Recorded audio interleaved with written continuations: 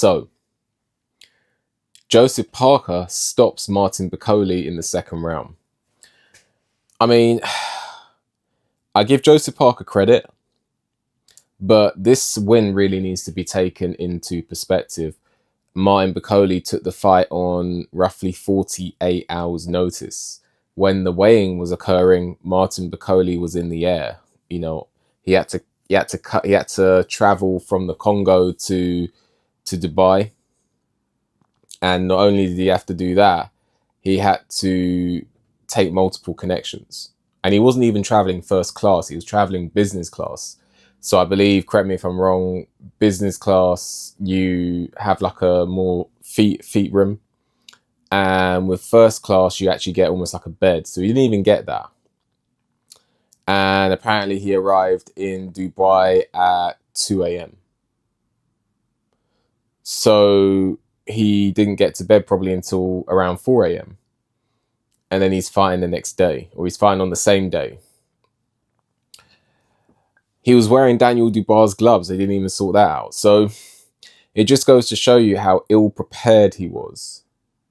He was not prepared for this. He apparently hadn't sparred since August. You know, some people call him the sparring champion of the world. Well, the sparring champion of the world, if people want to call him that, hadn't sparred since August, apparently. So this really was a fight that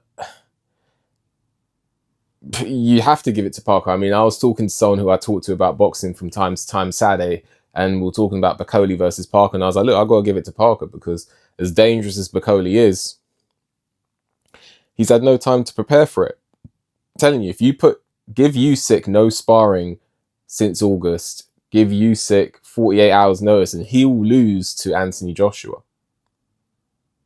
It's just, this is why there's training camps. So, but I give Parker credit, because it's not his fault. He went in there and did what he had to do.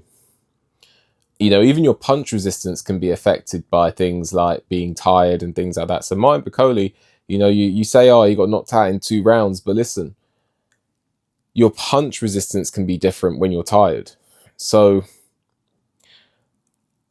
I'm just putting it into perspective. You know, Parker did what he was supposed to do. He beat what was in front of him. Your questions have to be asked, you know, from a boxing standpoint, was that the right fight to take? I know boxing's a business at the end of the day. You're not in there for fun. You got to make as much money as possible while you're physically able to. Life-changing sums of money. So if it was life-changing sums of money, I'm not putting Bakoke down for that. You know, most people struggle their whole life. So if he's got an opportunity to make life-changing sums of money and he's going to go in there and do his thing, I don't blame him for that. You know, but was it really worth it? Only he knows. He knows how much he got paid, and he knows whether it was worth it. If it was worth it, then fair play. You know, he shouldn't care that I watched him get knocked out, or a load of people were like, oh, you got knocked out. If he's laughing all the way to the bank, then good on him. But you know, he will know whether it was worth it. Maybe it was worth holding out, you know, for a payday and getting a world title shot where you had a fair chance of winning, and you apparently bashed up the guy in sparring, and Daniel Dubois. Apparently, Martin Bakoke stopped Daniel Dubois in sparring. One of the many sparring stories that we hear about Martin Bakoke. But apparently, Bakoke stopped Dubois in sparring. So maybe it would have been worth going in that final eliminator with Efe Ajagba, getting the win in a fight he was a favourite for, and then getting potentially the same or a bigger payday against Dubois. I don't know. Only he will know.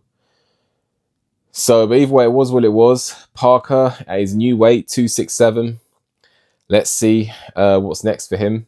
Parker versus Anthony Joshua rematch, I'd like to see. Parker versus Ajit Caballero, I'd like to see. Parker versus Usyk, I'd like to see. So, there's options. And Parker versus Dubois, of course, I'd like to see. So, intriguing with the new weight. I'd love to have known what would happen with Parker at 267 versus Dubois, but we'll never know. Anyway, let me know what you think. Like the video, subscribe to the channel, leave a comment. Hit the notification bell so you get a notification when I make a new video. If you appreciate my work and want to leave a donation, there's a link for that in the description.